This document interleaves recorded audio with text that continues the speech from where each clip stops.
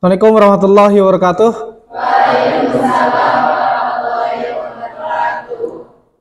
Gimana kabarnya? Alhamdulillahirabbil alamin. Ya, kabar kalian baik semuanya. Kita bisa ketemu kembali hari ini. Kita akan membahas tentang P5. P5 itu apa? Project penguatan. Oke, di sini kita akan membahas P5 itu tentang gaya hidup berkelanjutan. Cuman sebelum masuk ke nanti ke project, saya akan cek dulu kehadiran kalian. Abdul Aziz, Widiana, Yahya, Jahra. Oke. Beberapa orang yang hadir yang sakit kita doakan mudah-mudahan diberikan kesehatan sehingga bisa belajar kembali bersama kita di kelas ya. Sebelum masuk silahkan dipimpin dulu untuk berdoa.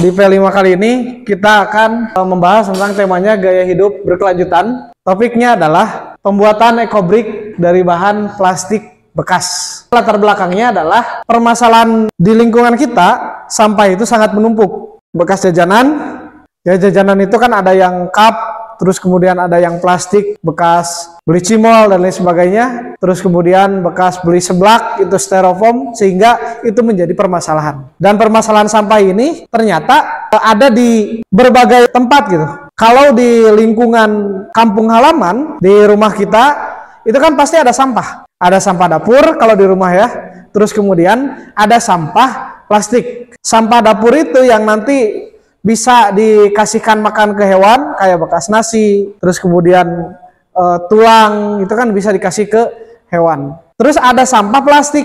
Sampah plastik ini ada yang bisa didaur ulang, ada yang nantinya tidak bisa didaur ulang. Nah itu sehingga ini menimbulkan masalah. Bayangkan setiap belanja itu pasti ada plastik. Mau ke Alfamart, ke Indomart, terus kemudian ke pasar itu pasti ada plastik. Ke warung pun pasti ada plastik.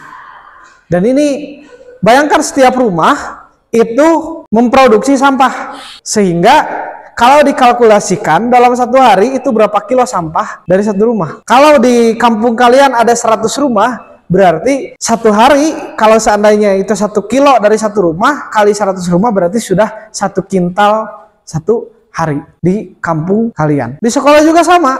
Bayangkan kalau dari satu kelas itu 1 kilo menyumbang sampah dikali kita ada 20 kelas, berarti satu hari kita ada 20 kilo sampah. Nah maka kalau seandainya ini dibiarkan, ini sampah ini akan menumpuk.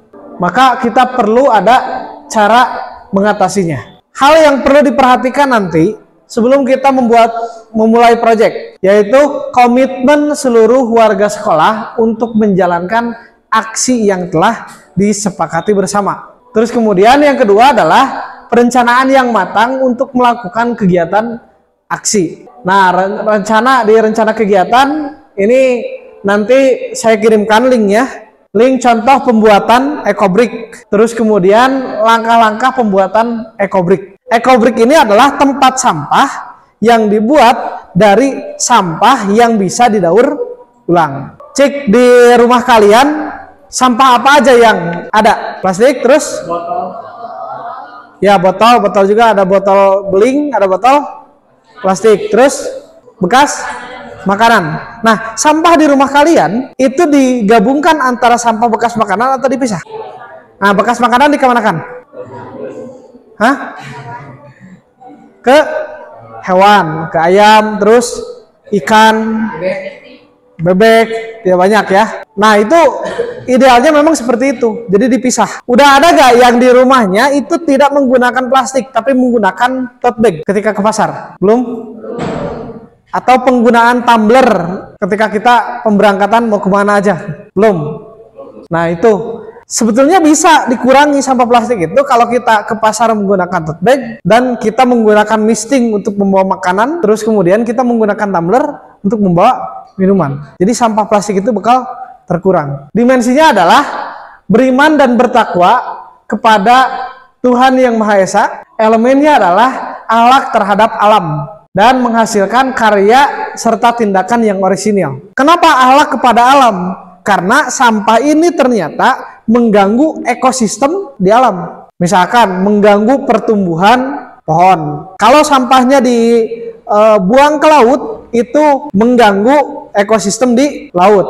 Beberapa tahun lalu ada ikan paus yang mati gara-gara dia kebanyakan memakan sampah, bukan memakan ya, tapi si sampah plastik itu kemakan oleh paus. Terus kemudian ada buaya yang tujuan dari proyek ini yaitu kita dapat memanfaatkan limbah plastik yang banyak terdapat di lingkungan sekitar. Jadi nanti mah sampah plastik yang ada di lingkungan kita daur ulang, kita gunakan untuk bahan-bahan yang nantinya menjadi benda yang berguna. Nah terus indikatornya mampu menghasilkan produk berupa EcoBrick yang bernilai, terus kemudian mampu membuat karya seni dari bahan dasar plastik bekas, mampu memasarkan produk yang sudah dihasilkan. Jadi si EcoBrick ini nanti bisa kita jual kalau seandainya nilai estetikanya tinggi dan bagus, menarik bagi orang lain. Tujuan dari pencapaian proyek memahami pentingnya menjaga lingkungan, akhlak terhadap alam. Peserta didik lebih menyadari pentingnya memilah dan memilih sampah. Jadi sampah itu tidak asal buang, tapi kita harus paham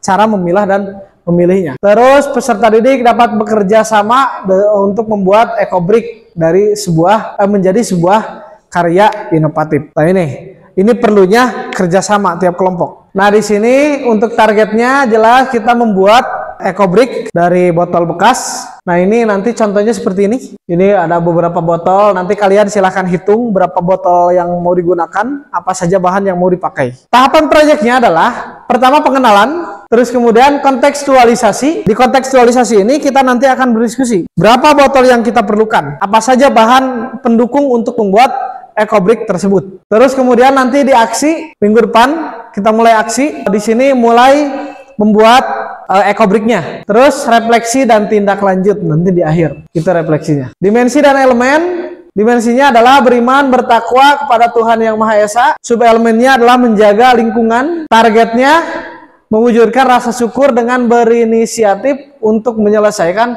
permasalahan lingkungan. Nah, alokasinya adalah yang pertama adalah sosialisasi, terus kemudian studi pendahuluan. Kita sekarang baru disosialisasi dan studi pendahuluan. Terus kemudian nanti merumuskan masalah dan merencanakan proyek. Kita pelaksanaan di hari ini sampai ke merencanakan proyek. Nah, maka dari itu silahkan untuk merumuskan masalah kalian dibagi menjadi 5 kelompok. Nanti kita diskusikan untuk pembuatan bahan EcoBrick tersebut. Silahkan berhitung 1 sampai 5. Oke. Silahkan langsung kelompok 1 di sini, 2, 3, 4, 5 nanti di depan.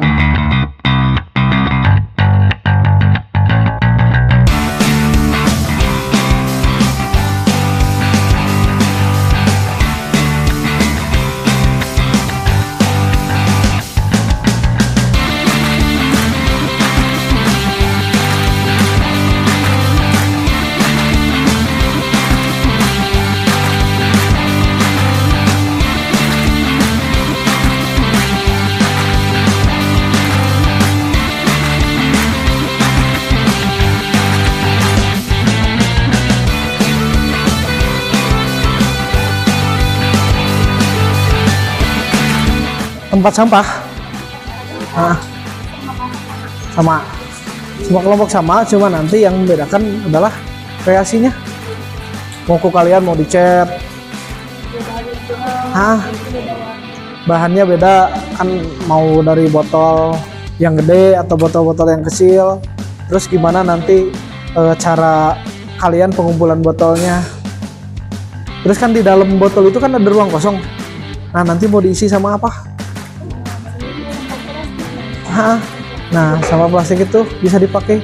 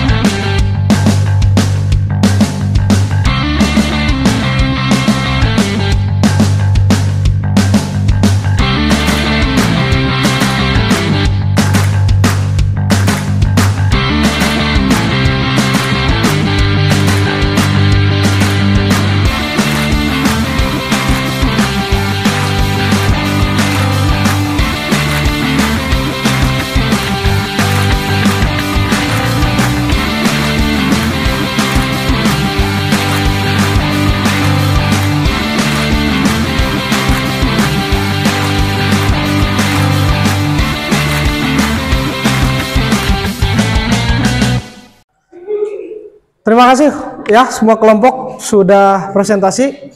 Minggu depan kita akan mulai membuat ecobrick.